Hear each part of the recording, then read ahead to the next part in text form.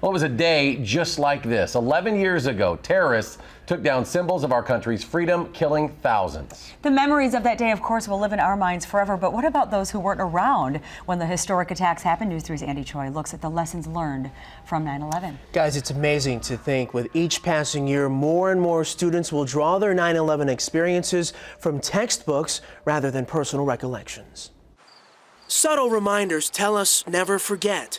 But how does one never forget an experience that never was? Kind of feels like it was a long time ago. How else could it feel?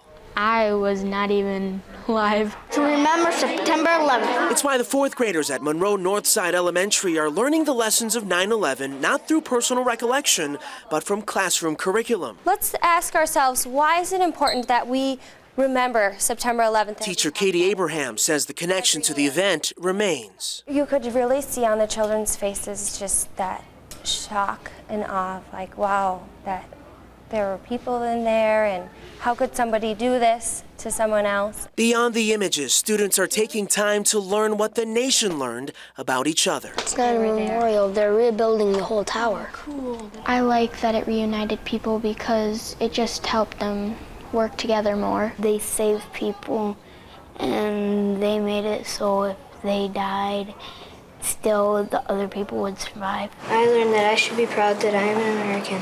Lots of people sacrificed their lives to save people. As the pages of 9/11 find its permanent place in history, the nation can only hope every new generation finds ways to remember. I'm never gonna forget it.